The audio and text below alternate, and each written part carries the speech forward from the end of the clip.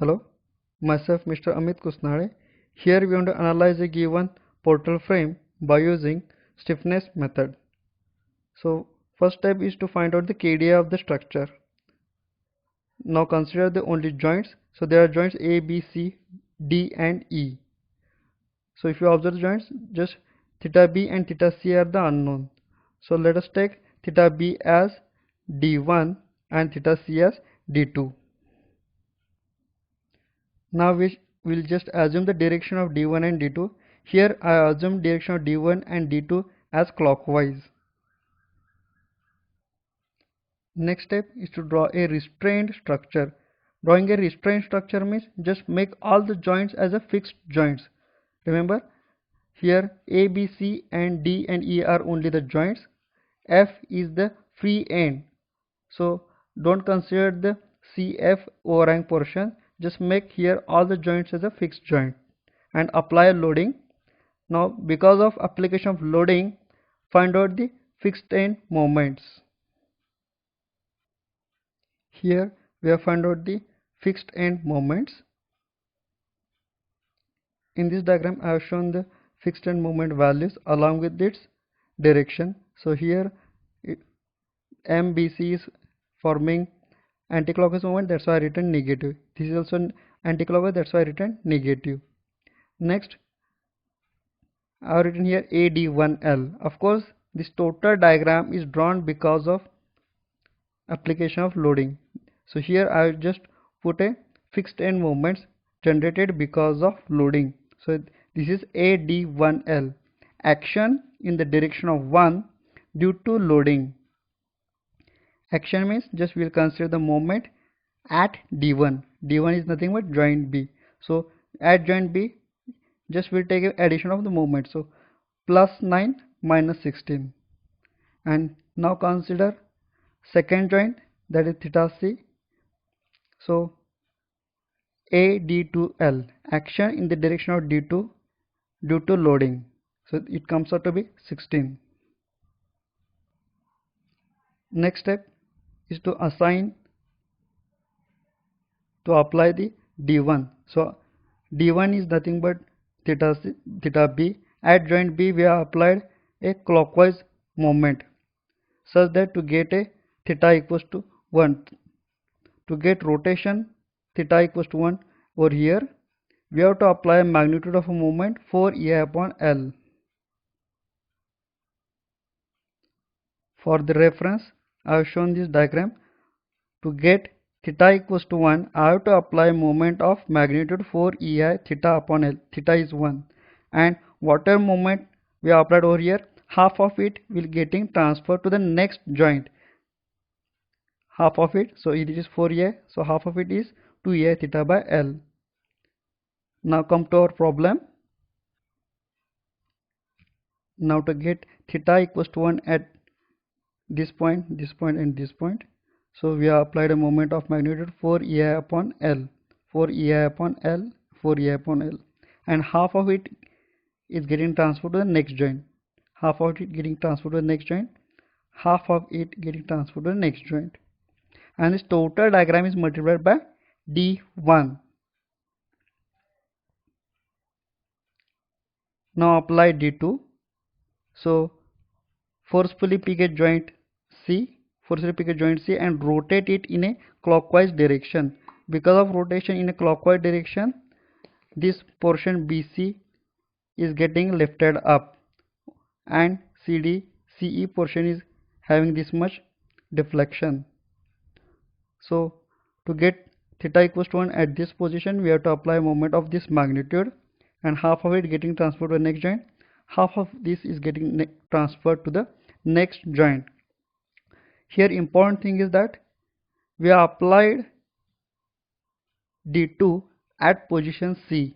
So because of application of D2 at position C, only BC member and CE is getting affected. That's why I have shown here a moment at this point. I have not drawn this curve over this side. If I draw such curve, that is a moment on this side, so I have to call that MBA. But here AB portion is not getting affected and BD also is not getting affected. That's why this part is important, that I have to show this moment, that is I have to show this curve at the right side of this line, because only BC is getting affected. That's why I have to call this moment as MBC. Show this curve on this line, right side of this curve. Now next part is to find stiffness matrix. To find stiffness matrix, just we'll consider that two diagrams, that is application D1 and D2. So I have written here K11. So first of all I will explain. First alphabet represents the position and second alphabet represents the because of. What it means? First of all I will explain the second alphabet. This total diagram is drawn because of application of D1. Because of application of D1, that's why. And D1 we are treated as first unknown, that is D1. That's why second alphabet here in this total diagram will be always 1. Second alphabet is 1. Here also second alphabet is 1. Now come to first alphabet.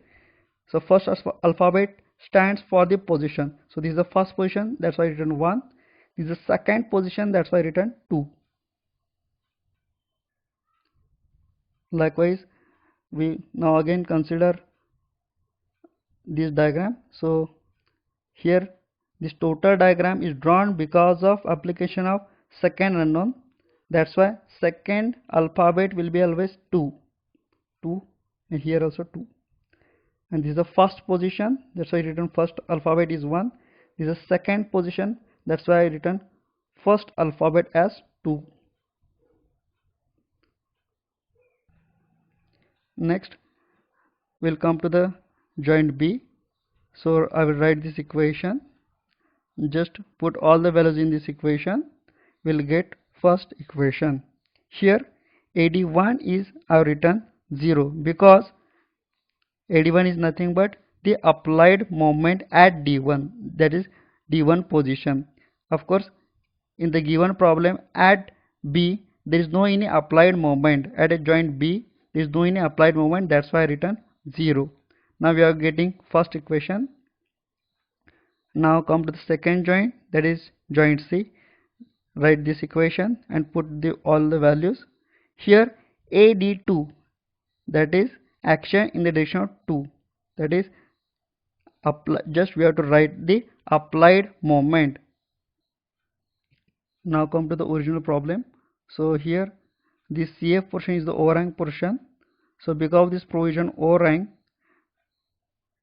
just consider this loading. The same loading is over here, that is 12 kN per meter.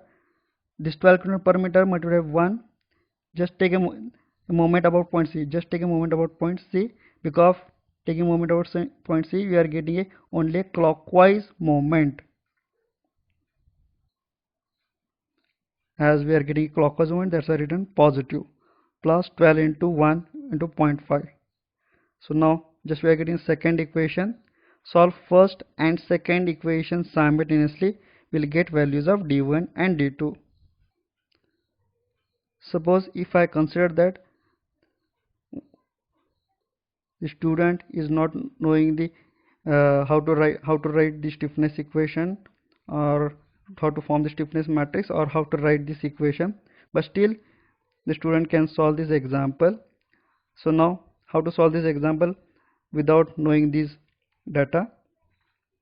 So of course, to get D1 and D2 we are required to get these two equations, and to get these two equations we have to write this one. So without if I don't know this, still I can write this. So how to write this line? So here just consider joint B. So whatever moment is existing at joint B, writing that thing means we are getting this equation. For this we have to consider all the three diagrams, that is restraint structure, application of D1 and application of D2. -7 we have got from restraint structure. This value we have got from application of D1. This value from application of D2. Now come to the diagram. in first equation, that is consider joint B only. At joint B, whatever is moment, write that. So here moment comes out to -7. At joint B, you are getting these three moments. Just take addition of these three, that we are getting K11. Just take addition of these three. This addition of these three multiplied by D1. Next, at joint B, this is the moment. This moment multiplied by D2. We are getting the first equation. Likewise, you can get second equation, that is consider joint C. Just take addition of the moments acting at joint C only. So here it is plus 16. Here 0.5 EI multiplied by D1. Next, at here at joint C there are two moments are acting. Just take addition of these two, that is we are getting 3i, and this 3i is multiplied by D2. We are getting the second equation. Now after getting D1 and D2, we are going to find out the moments existing at every joint. So now I am going to find out MAB. To write this equation, again I will come to that three diagram, that is restraint structure, application D1 and D2. Now we are going to write for MAB. So here this is MAB. So this is -9. Next, at AB, this is a 0.665 EI. This is going clockwise, that's a positive, multiplied by D1. At this position, there is no existence of MAB. Same thing we have written over here, and we have got the moment at AB.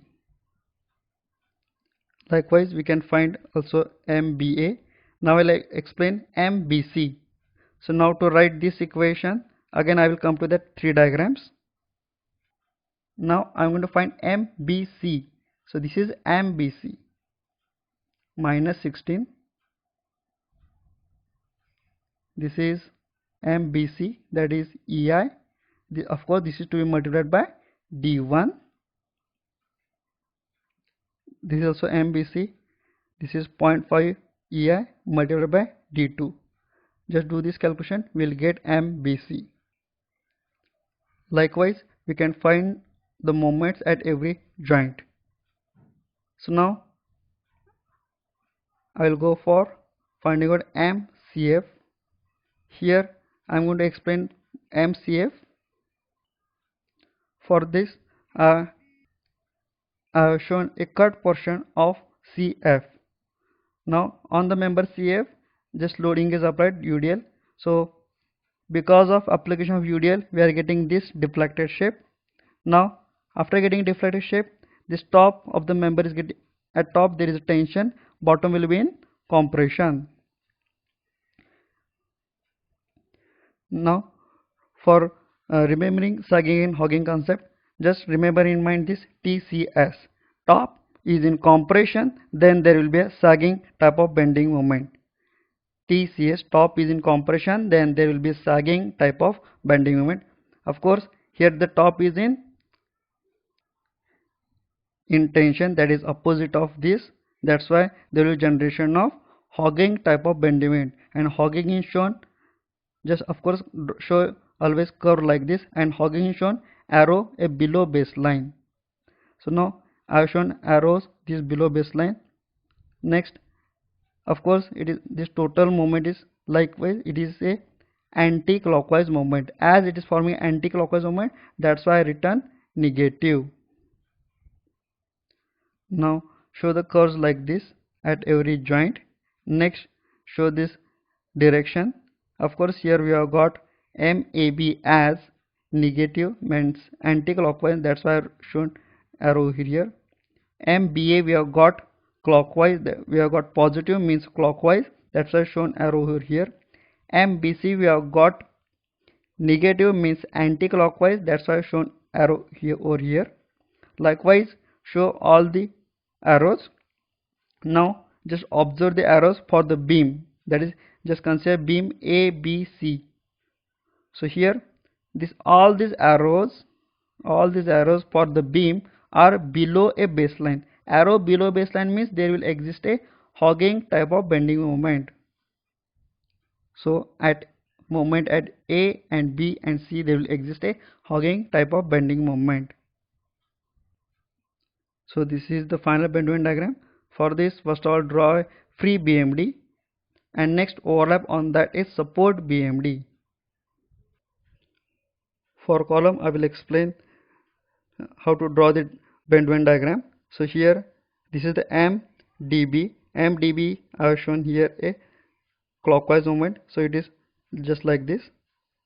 Next this is pushing on this side, that's why I have drawn a diagram on this side. Next come to the moment MBD. Here this is the moment like this, it is this pushing on this side, likewise that's why draw diagram outside. Same do this thing for this column CE and draw the bend diagram. Just take inside positive, I have shown inside positive, and outside of the frame take negative.